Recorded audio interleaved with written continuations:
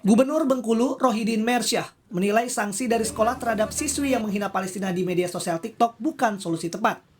Menurut Rohidin, peran guru seharusnya dimaksimalkan untuk menanggulangi sekaligus mencegah kasus serupa. Gubernur meminta Dinas Pendidikan dan Kebudayaan Bengkulu menjamin hak belajar siswi SMA yang dikeluarkan itu.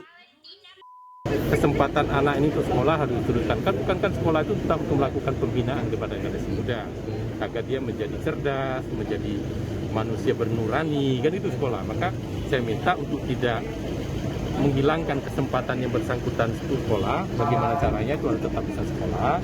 Namun di sisi lain jangan sampai terulang lagi. Ini sangat disayangkan sebenarnya kalau pelajar, mahasiswa, orang terdidik sampai memberikan komentar intoleransi. Sementara Menteri Komunikasi dan Informatika atau Menkominfo mengatakan tidak akan tebang pilih untuk memblokir konten di media sosial yang berisi ujaran kebencian, termasuk soal konflik antara Israel dan Palestina. Masyarakat pun diminta untuk lebih bijak dalam menggunakan media sosial.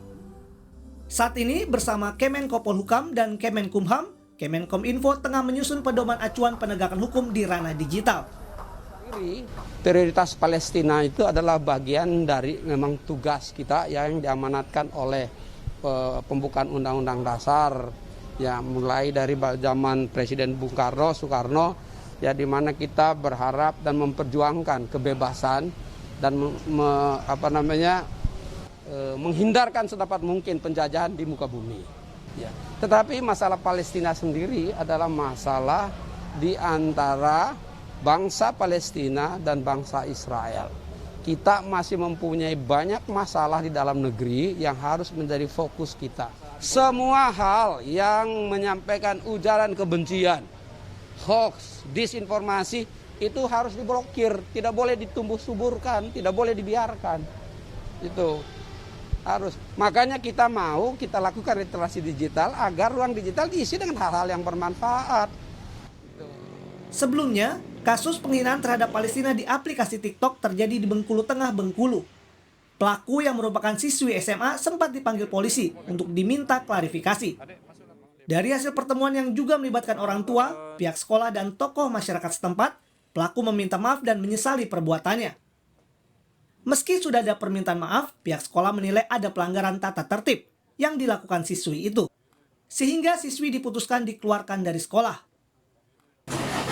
Melalui rapat yang dihadiri oleh ketua komite, wali kelas, juga unsur pengawas, maka siswa tersebut, keputusan dari rapat tersebut karena juga poin tata tertib sekolah sudah terlampaui, maka siswa tersebut akan dikembalikan ke orang tuanya.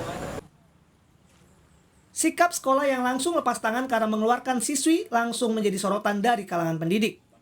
Salah satu organisasi guru, yaitu Persatuan Guru Republik Indonesia (PGRI), menyatakan ketidaksetujuannya atas putusan mengeluarkan siswi penghina Palestina dari sekolah.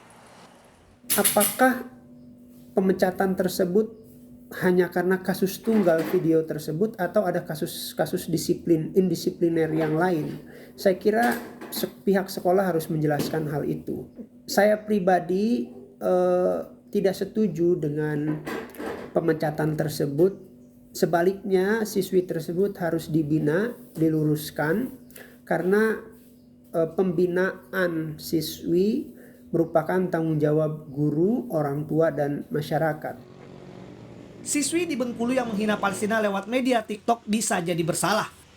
Meski demikian, mengeluarkannya dari sekolah justru akan membuatnya kehilangan hak untuk mendapat pendidikan dan pengetahuan yang lebih baik. Tim Liputan, Kompas TV.